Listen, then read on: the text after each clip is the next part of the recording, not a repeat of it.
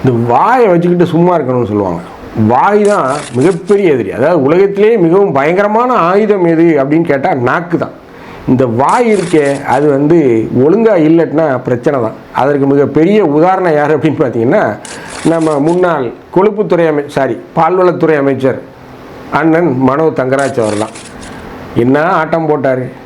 அவர் மீது வரக்கூடிய அந்த புகார்கள்லாம் கணக்கில் அடங்காது. மலைக்கல்லன்னாங்க, அவரை மிகப்பெரிய அளவில் கனிம வள கொள்ளை அவர் பண்ணிக்கிட்டு இருக்கார் அப்படின்னாங்க.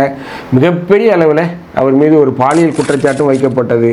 இப்பேற்பட்ட சூழ்நிலையில் அண்ணன் மனோ தங்கராஜ் அவர்களுக்கு கல்தா கொடுக்கப்பட்டிருக்கு. அதாவது மீண்டும் போட்டியிட வாய்ப்பு இல்லை, டாட்டா பை பாய், நீங்கள் வீட்டுக்கு போய் ஓய்விடுங்க அப்படின்னு சொல்லி திமுக தலைமை அவரை வீட்டுக்கு அனுப்பிச்சிருச்சு.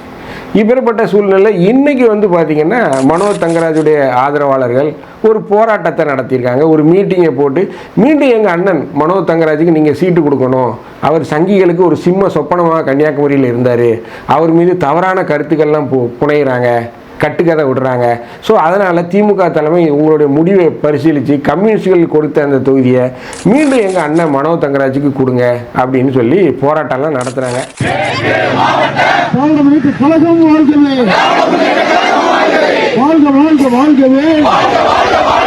தளபதியாரே எங்கள் தலைவரே,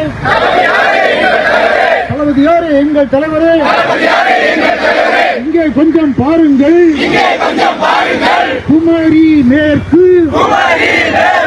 மாவட்டத்தை சங்கிகளின் குரல்களை நோக்கி திமுக கோட்டையாய் மாற்றிய தலைவர் எங்கள் தலைவர் மனோ தங்கராஜுக்கு உடனடியாக வழங்குங்கள். பத்மநாபபுரம் தொகுதியை உடனடியாக வழங்குங்கள். பத்மநாபபுரம் தொகுதியை. இந்த போராட்டத்தை பார்த்து சிரிக்கவா இல்லை அழுவவா அப்படின்னு தெரியலை. ஏன் மனோ தங்கராஜுக்கு அந்த அளவுக்கு அங்கே வாய்ஸ் இருக்கா அப்படின்னு பார்த்தீங்கன்னா இது ஒரு கேள்விக்குறி தான்.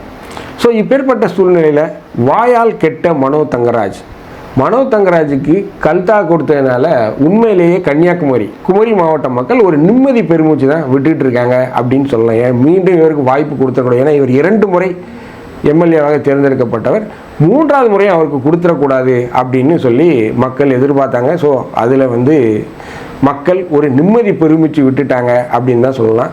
ஸோ கன்னியாகுமரியில் திமுகவிற்கு வெற்றி சாத்தியமா? ஏன்னா திமுக அங்கே நேரடியாக போட்டியிடலை, கம்யூனிஸ்ட் தோழர்கள் தான் போட்டிடுறாங்க. ஸோ என்ன எதுவாக இருந்தாலும் கூட்டணியில் அவங்களும் இருக்கிறாங்க. ஸோ திமுக கூட்டணியில் போட்டியிடும் கம்யூனிஸ்டுகளுக்கு கன்னியாகுமரியில் வெற்றி சாத்தியமா? அதை பற்றி தான் நம்ம இந்த நிகழ்ச்சியில் பார்க்க போகிறோம். நான் உங்கள் ஜோசப். வாங்க நம்ம நிகழ்ச்சிக்குள்ளே போகலாம்.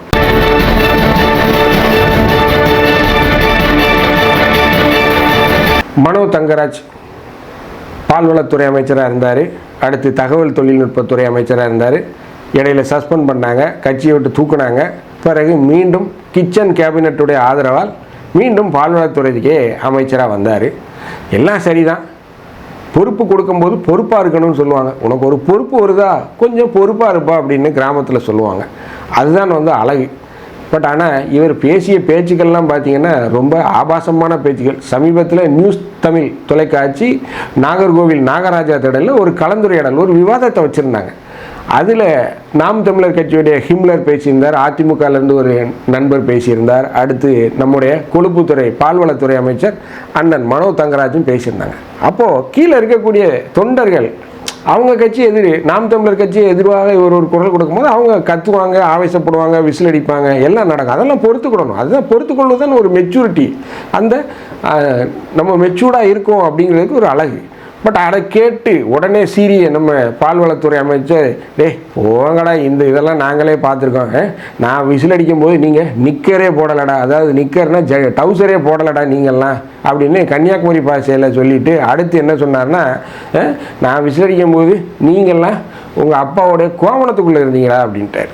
இதை போட்டு யூடியூப்லேயும் ஓட்டுன்னு ஓட்டிட்டாங்க, இன்ஸ்டாலையும் ஓட்டுன்னு ஓட்டிட்டாங்க. ஸோ இதை எனக்கு தெரிஞ்சு முதலமைச்சருக்கே இந்த வீடியோ நேரடியாக போயிருக்கு அப்படின்னு செய்திகள் வந்தது. ஸோ இதையெல்லாம் பார்த்து மிகப்பெரிய அளவில் முதல்வர் டென்ஷன் ஆகிட்டார் அப்படின்னு சொல்கிறாங்க. என்ன பிரச்சனை? இருங்க, என்கிட்ட பார்த்து பேசுங்க சார். சும்மா இந்த ஊழல் இல்ல. நாங்க எல்லாம் இல்ல வேணாம் சார். இல்ல அங்க வேணாம் அப்பா வர கோவணத்துல இருந்தேடா.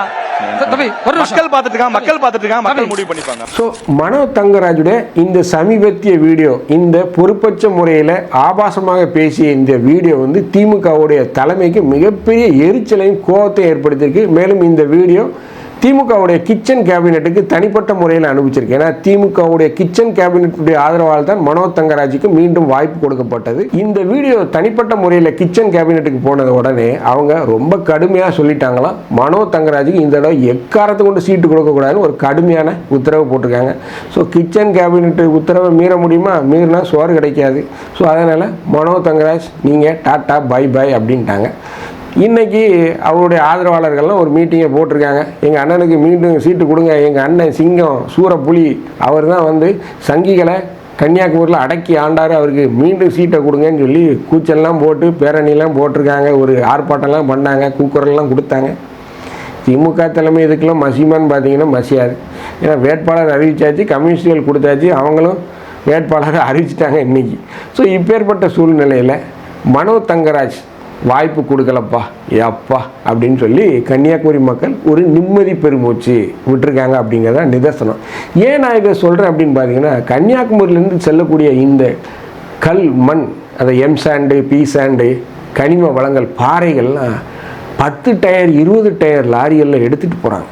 இதெல்லாம் பார்க்கும்போது நமக்கெல்லாம் வயிறு எரியுது. ஏன்னா ஒரு மலை வந்து உருவாகணும்னா எத்தனையோ ஆண்டுகள் ஆகும், எத்தனையோ 1000 ஆண்டுகள் ஆகும், 100 ஆண்டுகள் ஆகும்னு சொல்கிறாங்க. இப்படி உடச்சி கேரளாவுக்கு கொண்டு போகிறது நமக்கு பார்க்கும்போது எவ்வளோ வயிற்றுச்சலாக இருக்கும். ஒரு ஆட்சியாளராக இருக்கக்கூடிய நீங்கள் இதை அனுமதிக்கலாமா? ஸோ அதை பார்க்கக்கூடிய மக்கள் எந்த அளவுக்கு கோவப்படுவாங்க. ஸோ இதில் வந்து மக்கள் மத்தியில் ஒரு அதிருப்தி தானே. இதெல்லாம் நீங்கள் தடுக்க வேண்டியது நீங்கள் தானே. முதல்ல இந்த எம்எல்ஏக்களுக்கு சம்பளம் கொடுக்கறதே என்ன தெரிஞ்சு நிப்பாட்டணும். ஏன் அப்படின்னு பார்த்தீங்கன்னா, அரசியல் அப்படிங்கிறது வேலை அல்ல, இது வந்து ஒரு சேவை. சேவைக்கு யாராவது வந்து சம்பளம் கொடுக்கலாமா? அரசியல் வந்து ஒரு சேவை அப்படிங்கிறத இந்திய அரசியல் சாசனமும் சொல்லுது. அப்போது இந்த அரசியல்வாதிகளுக்கு சம்பளம் கொடுக்கறதே எனக்கு தெரிஞ்சு நிப்பாட்டணும். இது என்னுடைய தனிப்பட்ட கருத்து. ஏன் நான் இதை சொல்கிறேன் அப்படின்னு பார்த்தீங்கன்னா, அவங்க கடமையை செய்ய தவறியதன் வெளிப்பாடு தான் இன்றைக்கி அவர் மக்கள் மத்தியில் மிகப்பெரிய அதிருப்தியை பெற்றிருக்கார். மிகப்பெரிய அதிருப்தியை பெற்று, அதுவும் பொது வழியில் பேசக்கூடிய விதம் அப்படிங்கிறது ஒரு மெச்சூர்டாக பேசணும்.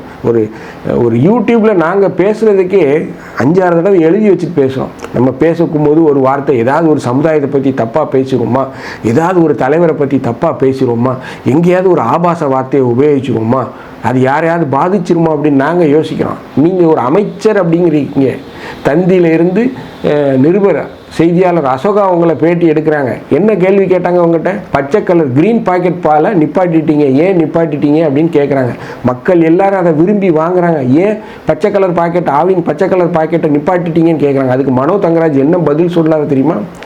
பச்சை கலர் பாக்கெட்டில் கொழுப்பு அதிகம், கொழுப்பு அதிகமாக இருந்தால் நல்லா தான் இருக்கும், ருசியாக தான் இருக்கும், அதனால தான் மக்கள் அதை விரும்பி சாப்பிட்றாங்க அப்படின்னு ஒரு நக்கலும் நையாண்டியமாக ஒரு தூக்கலாக பேசுவதுன்னு சொல்கிறாங்கல்ல, அந்த மாதிரி பேசுகிறாங்க. அது திருநெல்வேலியில் ஒரு பாஷை இருக்குது, அந்த பாஷையில் நான் சொல்லிடுவேன், ஆனால் அது வந்து ஒரு ஆபாசமான வார்த்தையாக இருக்கும். அந்த மாதிரியான ஒரு பதிலை ஒரு பத்திரிகையாளர், ஒரு நெறியாளர், ஒரு பெண் நிருபர் கேட்கும்போது கொழுப்பு இருந்தது அதனால தான் டேஸ்ட்டாக இருக்குது. அந்த பத்திரிகையாளரே கேட்குறாங்க, சார் இது என்ன மாதிரியான பதில் சார்? கொழுப்பு இருக்குது அதனால் ருசியாக இருக்கும், நாங்கள் நிப்பாட்டிட்டு இப்படியா பதில் சொல்வீங்க அப்படின்னு அந்த பெண்மணி கேட்குறாங்க. ஒரு அமைச்சர் இந்த மாதிரி ஒரு பதில் சொல்கிறார். அப்போ இவரெல்லாம் அமைச்சர் பதவிக்கு தகுதியான ஆளா? என்னை பொறுத்தவரை மனோ தங்கராஜை தூக்குனது 100% சரி. அவருக்கு மீண்டும் எக்காரணத்தை கொண்டு வாய்ப்பு கொடுக்கக்கூடாது. மிகப்பெரிய அளவில் அருமனை கிறிஸ்தவ இயக்கம் இவர் மீது மிகப்பெரிய குற்றச்சாட்டை வைக்கிறாங்க. அண்ணன் ஸ்டீபன்லாம் மிகப்பெரிய குற்றச்சாட்டை இவர் மீது வைக்கிறார், மிகப்பெரிய குற்றச்சாட்டுகளை முன்வைக்கிறார்.